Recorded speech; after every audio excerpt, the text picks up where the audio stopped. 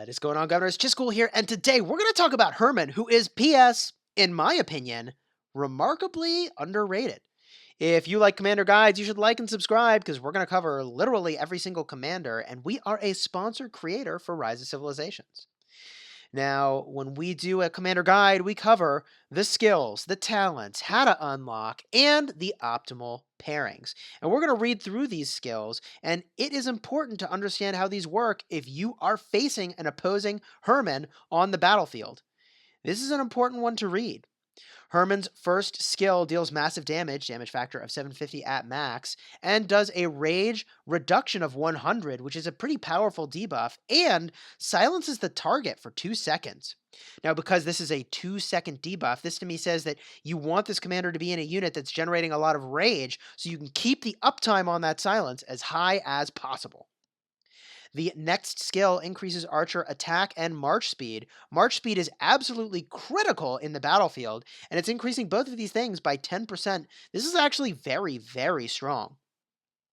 The next skill is related to garrison defense, increase garrison and watchtower attack by 7%. So this is really most relevant when you are defending your city.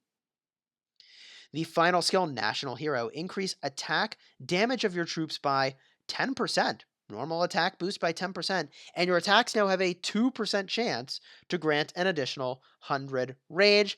This is not a lot of rage per second in terms of its equivalency, but the thing that I like about this, and by the way, it has I should take that back. At max, it has a 10% chance to trigger. So this is actually like 10 rage a second, which is actually way better than I realized and have been thinking about for a very, very long time. It's a 10% chance to trigger 100 rage, which is like 10 rage a second. That's very, very strong. I'm going to give you a comparison point that'll blow your mind as to just how good that is. That's like the final skill in the skill tree levels of goodness. And by the way, that can trigger with no limit to the number of times per second, right? Like some skills that trigger constrain you to happening a small amount of time.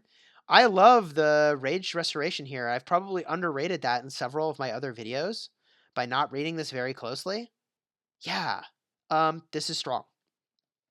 This is a lot of rage generation. I'm actually a little bit embarrassed now because I recently did a rage tanking video, and I think Hermann could be a part of a rage tanking video.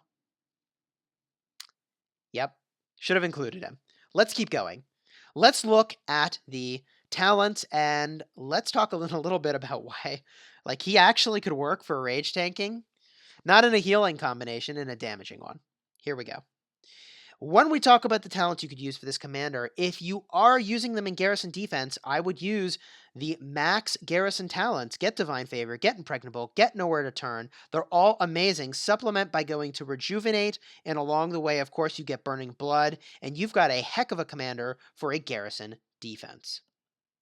If you want to use this commander in the open field and you want max rage generation, and you should for this commander, you need to get Feral Nature and then also make your way over to Razor Sharp. Make your way over to Razor Sharp. That is a ton of rage generation, and I'm really, really happy about that. From there, and especially if you're using full archers, you're going to want to make your way over to Venomous Sting because there is movement speed along the way, and that is crucial in the open field.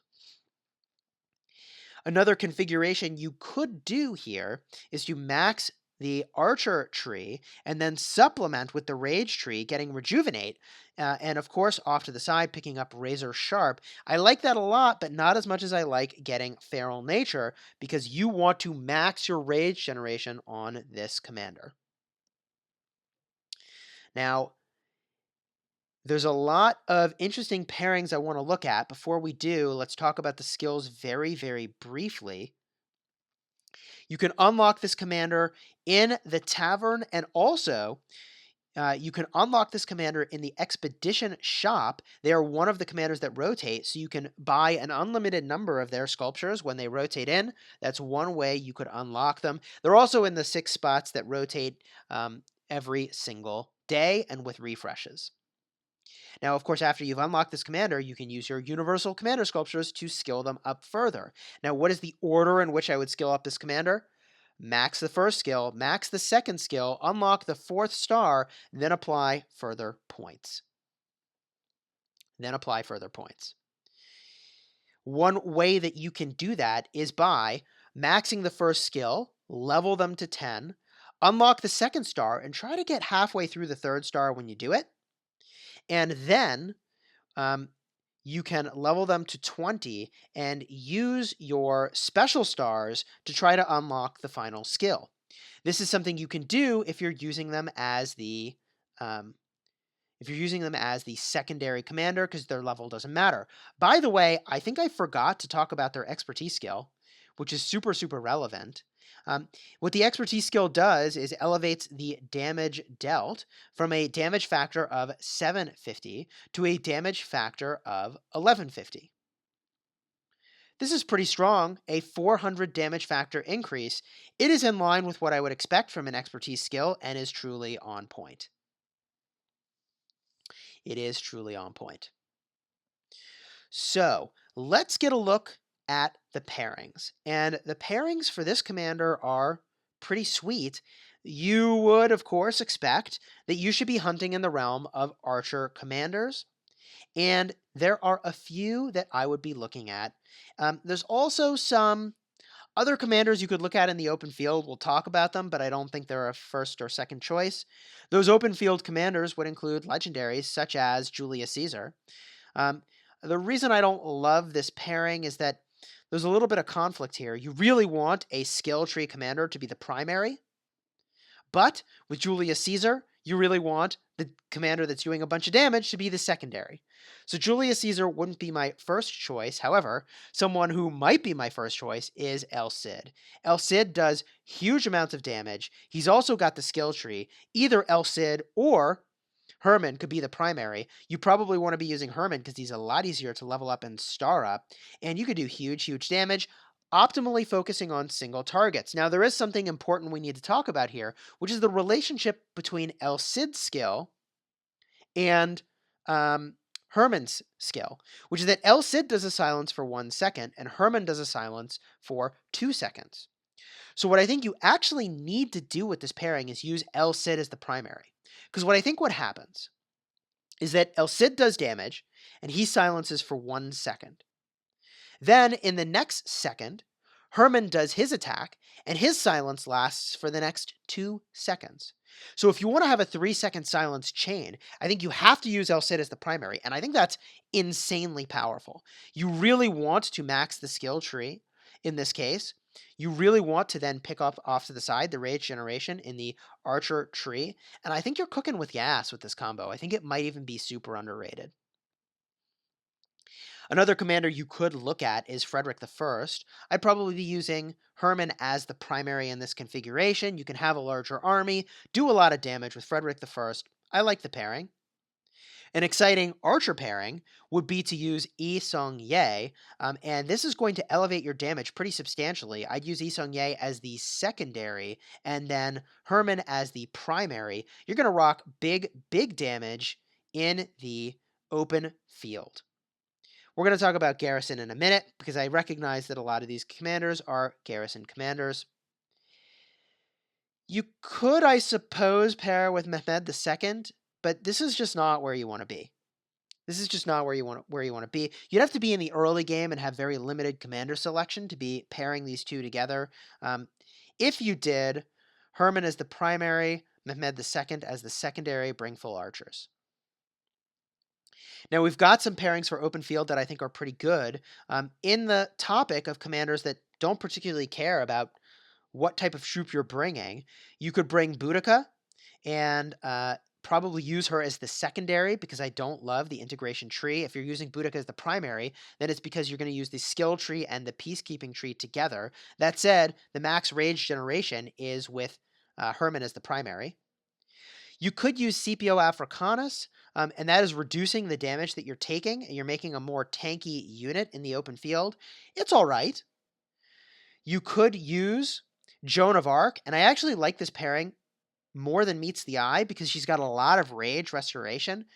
So while there's some anti-synergy with the skill tree, because her primary skill doesn't do skill damage, I love the fact that your archers are going to be doing 30% elevated damage with Joan of Arc. I love that you're helping all of your allies by giving them a buff, and I love that you're doing huge rage restoration. I think that's actually very, very strong and important for the silence chain of using Hermann in your army. Another commander you could pair with that actually technically cares about a unit, but very, very little, is Sun Tzu. Sun Tzu helps you generate more rage. It now is adding an area of effect attack, and, like, look, it only cares about infantry a little bit, so bring full archers, and the damage taken is reduced by 10% here, regardless of what kind of troop you bring, which is really great. You could also bring Osman if what you care about is doing more damage. Use Hermann as the primary, bring archers, use the skill tree. I love that, and you're going to do a lot more damage with Osman in tow.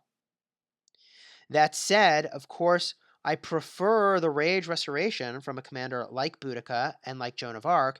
And the final pairing, if you're bringing full archers, is of course Kusunoki. Love the fact that they are doing massive amounts of damage with your archers. They are a sweet pairing all around in that regard.